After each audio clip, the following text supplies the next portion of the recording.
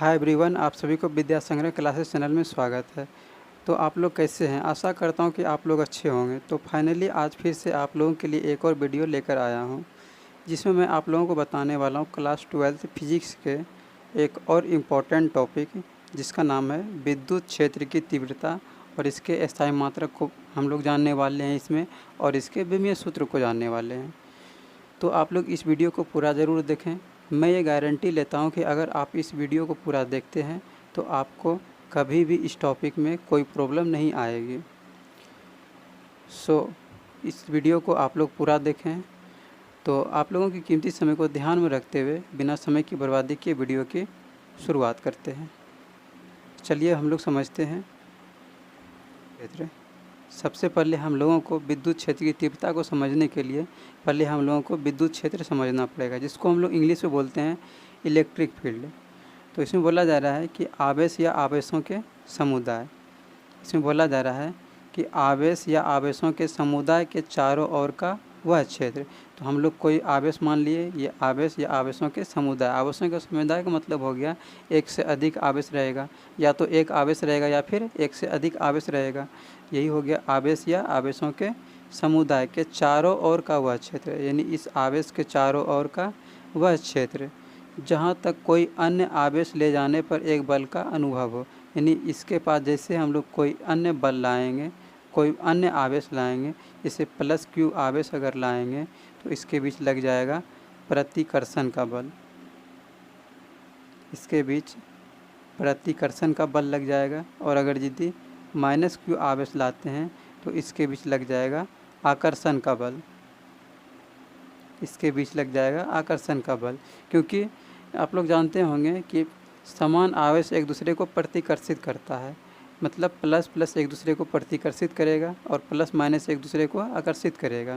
तो वही यहाँ पर बोला जा रहा है कि आवेश या आवेशों के समुदाय, आवेश या आवेशों के समुदाय के चारों ओर का वह क्षेत्र, के चारों ओर का वह क्षेत्र जहाँ तक कोई अन्य आवेश को ले जाने पर, कोई अन्य आवेश ले जा रहे हैं, एक बल का अनुभव हो। तो इसके बीच एक बल अनुभव होगा, या तो प्रतिकर्षण का बल अनुभव होगा या फिर आकर्षण का बल अनुभव होगा। तो उस क्षेत्र को हम लोग विद्युत क्षेत्र कहते हैं। मतलब जहाँ तक ये अपना प्रभाव दर्शाता है उसको हम लोग विद्युत क्षेत्र कहते हैं। जैसे हम लोगों का घर रहता है, तो हम लोगों के घर के आसपास का जो एरिया रहता है चारों ओर का, वो हम लोगों का क्षेत्र होता है। यानी हम लोगों का वहाँ पे प्रभाव वहाँ पे प्रदर्शित होता है। उसी तरह यहाँ पे आवेश है, तो आवेश के चारों ओर का जो भी एरिया है ये हो गया विद्युत, आवेश का जो एरिया है वो हो गया विद्युत क्षेत्र। तो आई होप कि आप लोगों को ये विद्युत क्षेत्र समझ में आ गया होगा। तो मेन हम लोगों को समझना था विद्युत क्षेत्र की तीव्रता। तो चलिए चलते हैं विद्युत क्षेत्र की तीव्रता समझ। तो चलिए अब हम लोग विद्युत क्षेत्र की तीव्रता को समझते हैं, जिसको हम लोग इंग्लिश में बोलते हैं intensity of electric field. Intensity of electric field, इसमें बोला जा रहा है एकांक धन परीक्षण आवेश। देखिए, एकांक धन परीक्षण आवेश का मतलब हो गया 1/Q0। ये हो गया परीक्षण आवेश, कोई धन परीक्षण आवेश है। और एकांक का मतलब हो गया कि इसमें 1/, लगेगा, तो 1/Q0। इसको हम लोग पढ़ेंगे एकांक धन परीक्षण आवेश। एकांक धन परीक्षण आवेश, एकांक धन परीक्षण आवेश पढ़ते हैं हम लोग। इसको हम लोग पढ़ते हैं एकांक धन परीक्षण आवेश। तो इसमें बोला जा रहा है एकांक धन परीक्षण आवेश को किसी विद्युत क्षेत्र में ले जाने पर, किसी विद्युत क्षेत्र में ले जाने पर उसमें लगने वाले बल को, उसमें लगने वाले बल को, तो बल को हम लोग सूचित किससे करते हैं? एफ से। तो एफ हो गया उसमें लगने वाले बल को विद्युत क्षेत्र की तीव्रता कहते हैं। तो हम लोग कहाँ ले जा रहे हैं? विद्युत क्षेत्र में हम लोग ले जा रहे हैं किसको? एकांक धन परीक्षण आवेश को। बोला जा रहा है एकांक धन परीक्षण आवेश को किसी विद्युत क्षेत्र में ले जाने पर, तो वहाँ पर जैसे हम लोग ले जाएंगे तो ये हो जाएगा F/Q0। ले जाने पर उसमें लगने वाले बल को हम लोग विद्युत क्षेत्र की तीव्रता कहते हैं। तो ये हो गया विद्युत क्षेत्र की तीव्रता। और इसको हम लोग विद्युत क्षेत्र की तीव्रता को हम लोग ई वेक्टर से सूचित करते हैं। ई वेक्टर से हम लोग इसको सूचित करते हैं, क्योंकि ये जो विद्युत क्षेत्र की तीव्रता है यह एक सदिश राशि है। यह एक सदिश राशि है। तो सदिश राशि को हम लोग वेक्टर से सूचित करते हैं, तो हो जाएगा E vector equal to F into 1/ε0। तो इसी को हम लोग लिख सकते हैं ई वेक्टर इक्वल टू, और बल भी क्या है, एक सदिश राशि है, इसको इस पर भी हम लोग वेक्टर चढ़ा सकते हैं, ये भी सदिश राशि है। तो ये हो जाएगा एफ वेक्टर वो इंटू 1 करेंगे तो यहाँ पर भी हो जाएगा F vector upon q not. ये इसका फॉर्मूला निकल के आ गया विद्युत क्षेत्र की तीव्रता का, यानी हो जाएगा ये E vector equal to F vector upon q naught. तो किसी भी विद्युत क्षेत्र में हम लोग एकांक धन परीक्षण आवेश को लाए हैं, उस पर जो बल लग रहा है उसी को हम लोग क्या बोलते हैं, विद्युत क्षेत्र की तीव्रता।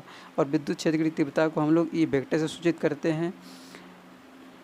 तो ये हो गया विद्युत क्षेत्र की तीव्रता का formula, E vector equal to F vector upon q naught. इसका एक और डिफिनेशन बोल सकते हैं कि विद्युत बल, यहाँ पर क्या है, विद्युत बल तथा धन परीक्षण आवेश के अनुपात को हम लोग विद्युत क्षेत्र की तीव्रता कहते हैं। अनुपात बटे का मतलब अनुपात होता है, तो बोल सकते हैं कि बल और परीक्षण आवेश के अनुपात को हम लोग विद्युत क्षेत्र की तीव्रता कहते हैं।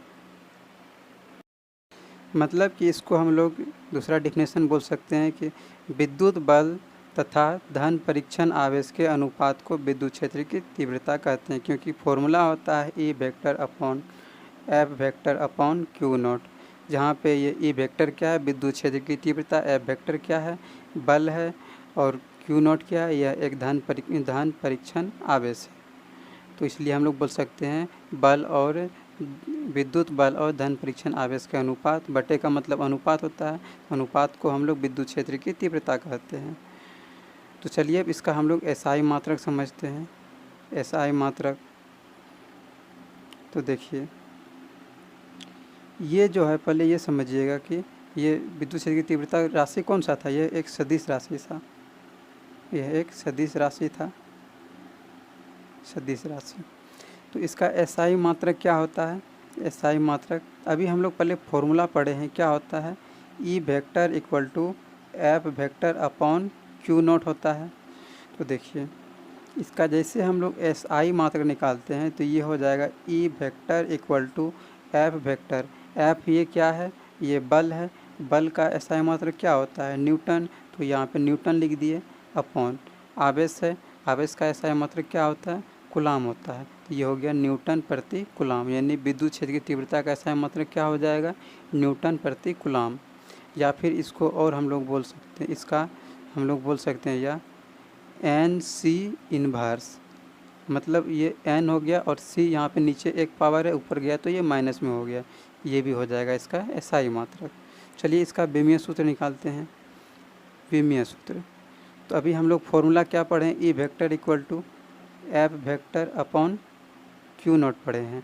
तो ये हो जाएगा इसका विमीय सूत्र में ई वेक्टर इक्वल टू, आप लोग याद रखिएगा बल का विमा होता है एफ वेक्टर, यानी बल का विमा होता है M L T minus 2, M L T minus 2, और क्यू का भी आप लोगों को बताए हैं ये होता है ए टी, इसका बीमा होता है।